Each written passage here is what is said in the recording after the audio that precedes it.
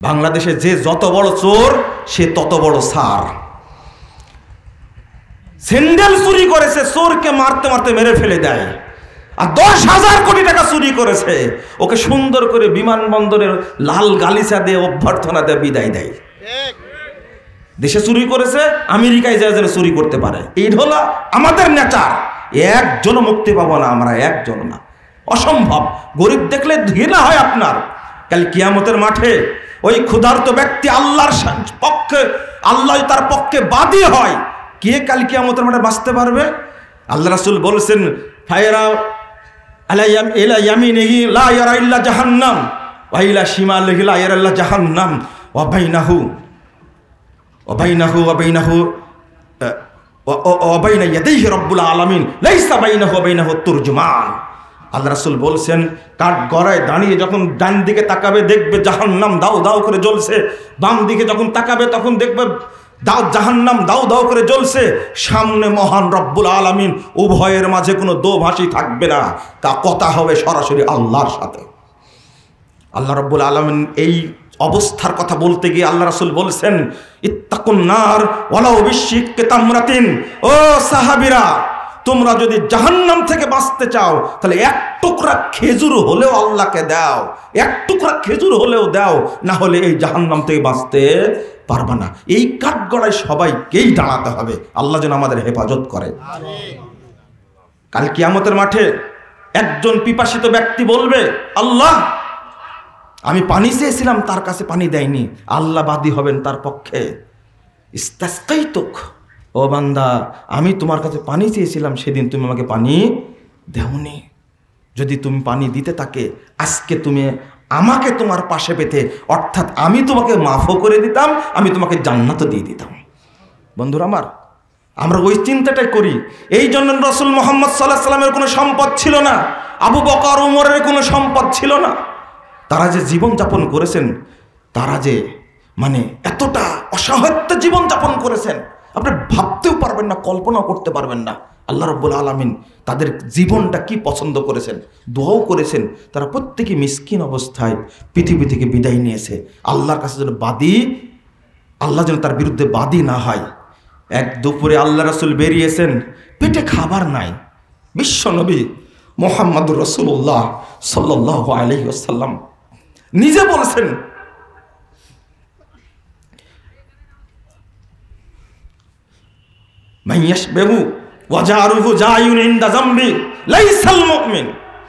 যে ব্যক্তি পেট পুরে খায়, তার পরশি না খেয়ে রাত্রি যাপন করে, ওই ব্যক্তি মুমিন না।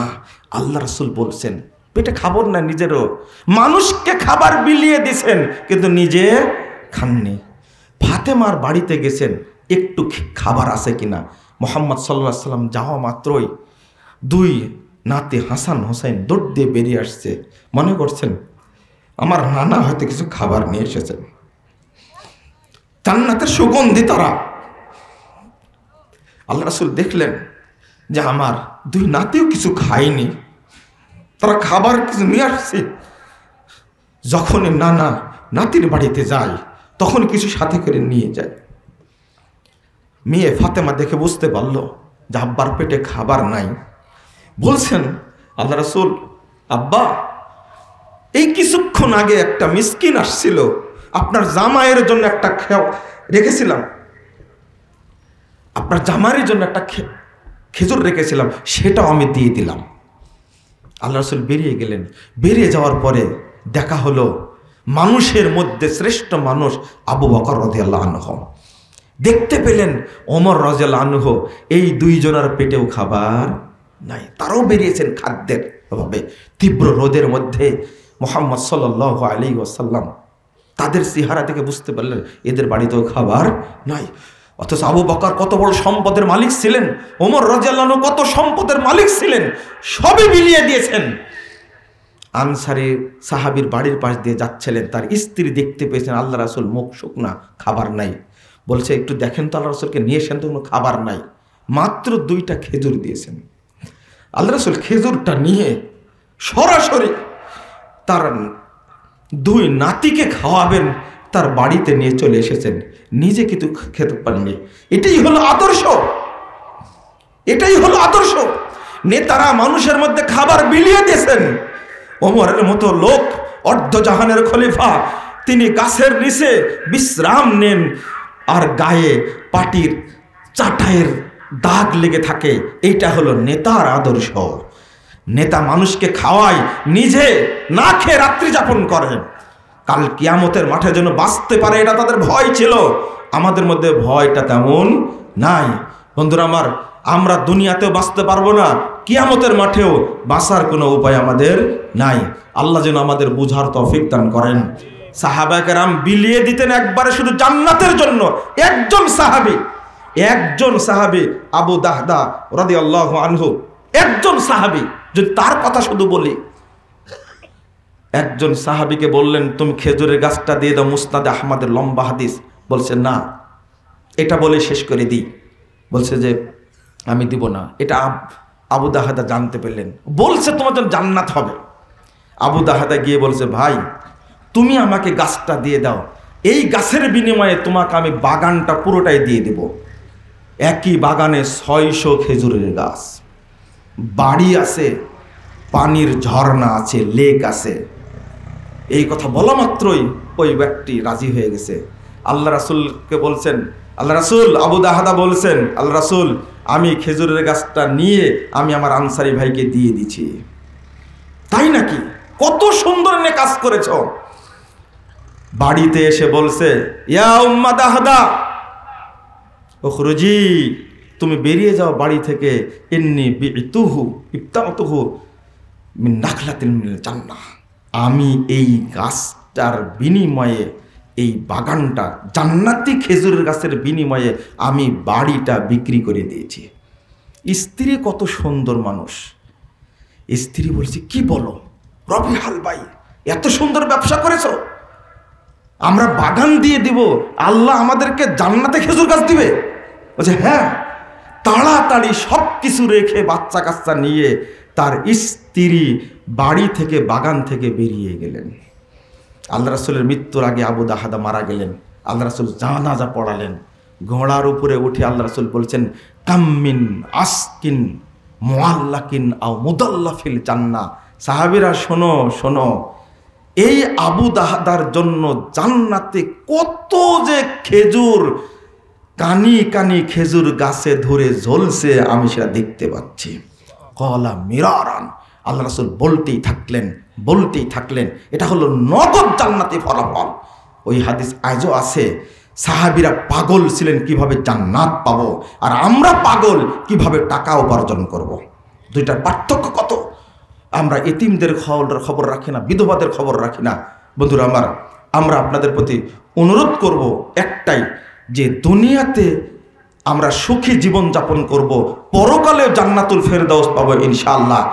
প্রত্যেকের উচিত তার নিজের সম্পদ থেকে একটা অংশ ইনফাক ফি সাবিলিল্লাহ, আল্লাহর রাস্তায় দান করে দেওয়া, ইতিমদেরকে দিয়ে দেওয়া।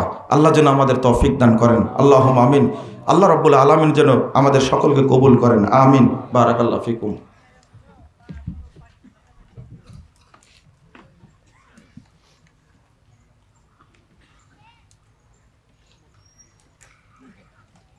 জুমার সালাত আদায়ের সুযোগ দিচ্ছেন, এজন্য শুকরিয়া আদায় করি, আলহামদুলিল্লাহ।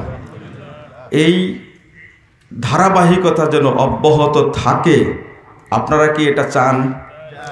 আল্লাহ যেন আমাদের কবুল করেন, আমিন। আগামী দিনে ইনশাআল্লাহ হয়তোবা এই উত্তরবঙ্গে যে সমস্ত জেলাগুলো আছে তাদেরকে নিয়ে আমরা সম্মেলন বাস্তবায়ন করতে পারবো ইনশাআল্লাহ। ইনশাআল্লাহ আপনারা সবাই সহযোগিতা করবেন ইনশাআল্লাহ। দেখুন, এই যে দ্বীনি দাওয়াতের জন্য মানুষ এগিয়ে আসতে চায় না। আপনারা আজকে আলহামদুলিল্লাহ অনেক মানুষ খুতবায় অংশগ্রহণ করেছেন। আসলে আত্মাটা আমার ভরে গেছে, বুঝছেন, মানে কল্পনা করা যায় না। যখন আমরা চেষ্টা করি যে দাওয়াতটা সর্বত্র সব জায়গায় পৌঁছে যাক, তখন কিছু মানুষের বিরোধিতা থাকেই, কিন্তু আমরা ওই বিরোধিতাকে ডিঙ্গিয়ে আমরা এই সমাজটাকে কোরআন সুন্নাহ ভিত্তিক সমাজে পরিণত করতে চাই। আল্লাহ যেন আমাদের তৌফিক দান করেন। সাহাবায়ে কেরাম যে কষ্টটা করেছেন, আমরা সেই কষ্টটা করি না। আমি ছোট্ট একটা কথা আপনাদেরকে স্মরণ করে দিতে চাই। বেলাল রাদিয়াল্লাহু আনহু খুব ধনী সাহাবী ছিলেন, একদম তো গরিব সাহাবী ছিলেন। আল্লাহ রাসূল তিনি তার বাড়িতে গেছেন, বেলাল রাদিয়াল্লাহু আনহু অসুস্থ, বাড়িতে গেছেন, বাড়ি থেকে বের হতে পারেননি। 2টা খেজুর নিয়ে এসে আল্লাহ রাসূলকে খাবার দিয়েছেন। আল্লাহ রাসূল জিজ্ঞেস করে, মা হাদা ইয়া বেলাল, বেলাল এটা কি, এটা কি? তো বলছেন যে ইদ্দাখারতু ইয়া রাসূলুল্লাহ, আল্লাহ রাসূল অসুস্থ ছিলাম আমি, এটাকে আমি জমা করে রাখছিলাম আমি খাবারের জন্য। একেতে দরিদ্র মানুষ, তার কিছুই নাই। আল্লাহ রাসূল বলছেন, আমা খিফতা তাসমাউ লাহু বুখারান ফিন্নার, বেলাল তুমি কি জাহান্নামের আগুনের তাপের শব্দ কি অনুভব করো না? কি বুঝলেন?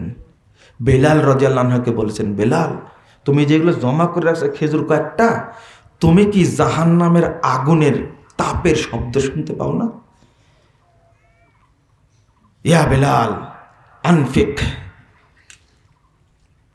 ওয়ালা তাদান মিন জিল আরশে ইকলালা, তুমি দান করে দাও, তুমি মনে করো না আরশের মালিকের কাছে অল্প আছে, শেষ হয়ে যাবে, এটা মনে করো না। আমার বক্তব্য হলো এই ক্ষেত্রে একজন অসহায় সাহাবী, একেবারে গোলাম, কুৎসিত একজন সাহাবী, তার বাড়িতেও অল্প একটু খেজুর, অসুস্থ সাহাবী, তার বাড়িতে একটু খেজুর আছে। আল্লাহর নবী বলছেন, এখান থেকে জাহান্নামের তাপ বাড়তে থাকে, তাপের শব্দ হয়, তুমি কি শুনতে চাও না? সবাই টাকা পয়সা অর্জন করে, কিন্তু বেলালের কথা কেউ মনে করে না। এই বেলালের কি অবস্থা! আল্লাহ রাসূল একটু দয়াও করেননি তার উপরে। এই বেলালের খাবার ছিল না, অসহায় ছিল, একবারেও মনে করলেন না, শুধু বললেন যে তুমি কি জাহান্নামের আগুনের শব্দটা শুনতে পাও না? আজকে আমরা হাজার হাজার কোটি টাকার মানুষ, লাখ লাখ টাকার মানুষ, আমরা কিন্তু টাকা পয়সা আল্লাহর রাস্তায় দিতে চাই না। আল্লাহ যেন আমাদের থেকে হেফাজত করে, আমিন।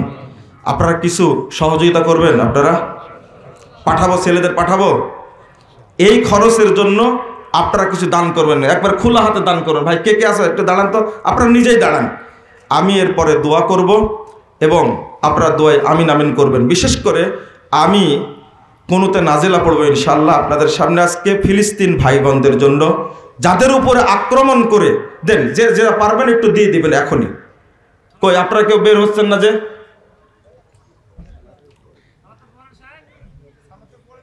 না না না, একটা কারণ আছে, আমি সেটা পরে বলতেছি। আল্লাহ রাব্বুল আলামিন যেন আমাদের কবুল করে নেন, আমিন। অল্প টাইম লাগে, আল্লাহ রাব্বুল আলামিন যেন আমাদের কবুল করে নেন। আপনারা একটা দোয়া করবেন আল্লাহর কাছে, আল্লাহ রাব্বুল আলামিন যে ফিলিস্তিনের উপরে যেন আল্লাহ রহমত নাজিল করেন। আজকে ইহুদিরা, এই অপবিত্র অভিশপ্ত ইহুদিরা যেভাবে নির্যাতন করছে, আল্লাহ যেন এই ফিলিস্তিনকে হেফাজত করেন, আর ইহুদিদেরকে যেন আল্লাহ ধ্বংস করে দেন, বলেন আমিন। আল্লাহ রাসূলের সাহাবী খুবাইব রাদিয়াল্লাহু আনহু দোয়া করতেন, আল্লাহুম্মা আহসিহিম আদাদা ওয়াক্তুলহুম বাদাদা ওয়ালা তুবকি মিনহুম আহাদা। আল্লাহ তুমি তাদেরকে গুনে গুনে রাখো, আল্লাহ তুমি তাদেরকে সমূলে ধ্বংস করে দাও, পৃথিবীতে একজনকে আল্লাহ টিকে রাখেও না। আল্লাহ রাব্বুল আলামিন এই দোয়া কবুল করেছেন তখন খুবাইব রাদিয়াল্লাহু আনহুর দোয়া। আমি আজকে মনে করি যে মুসলিমদের দোয়া আল্লাহ কবুল করবেন, ইনশাআল্লাহ কবুল করবেন। আল্লাহ এই ইহুদি জাতিকে তুমি ফিলিস্তিনকে থেকে ধ্বংস করে দাও, ফিলিস্তিনকে তুমি স্বাধীন রাষ্ট্র বানিয়ে দাও, আমিন ইয়া রাব্বাল আলামিন। এরা যেন পৃথিবীর কোথাও টিকতে না পারে। বন্ধুরা আমার, আল্লাহ রাব্বুল আলামিন দোয়া কবুল করেন। আজকে মায়ানমারের অবস্থা দেখতে পাচ্ছেন, তারা নিজেরাই নিজেদেরকে হত্যা করছে এবং বিভিন্ন প্রদেশ ছেড়ে দিচ্ছে তারা। আমার আরাকানের মুসলিম ভাই বোনদের উপরে মায়ানমারের সেনাবাহিনী যে অত্যাচার করেছে, তার ফলাফল ভোগ করতেই হবে ইনশাআল্লাহ। ওই আরাকানে মুসলিমদের ঠাঁই হবে ইনশাআল্লাহ, যেমন কুনুতে নাজেলা পড়েছেন, আল্লাহ দোয়া কবুল করেছেন। ইনশাআল্লাহ এখন আমাদের দোয়া আল্লাহ কবুল করবেন ফিলিস্তিনের জন্য। আল্লাহ তুমি আমাদের উপর রহমত নাজিল করো, আমিন। اللهم اغفر لنا وللمؤمنين والمؤمنات والمسلمين والمسلمات একটু আপনারা আমিন আমিন বলবেন। اللهم اغفر لنا وللمؤمنين والمؤمنات والمسلمين والمسلمات والأحياء منهم والأموات اللهم أعز الإسلام والمسلمين اللهم أيد الإسلام والمسلمين اللهم أصلح أحوال المسلمين في كل مكان اللهم أصلح أحوال المسلمين في كل مكان ربنا آتنا في الدنيا حسنة وفي الآخرة حسنة وقنا عذاب النار ربنا فاغفر لنا ذنوبنا وكفر عنا سيئاتنا وتوفنا مع الأبرار ربنا آتنا في الدنيا حسنة وفي الآخرة حسنة وقنا عذاب النار ربنا تقبل منا إنك أنت السميع العليم وتب علينا إنك أنت التواب الرحيم وصلى الله على النبي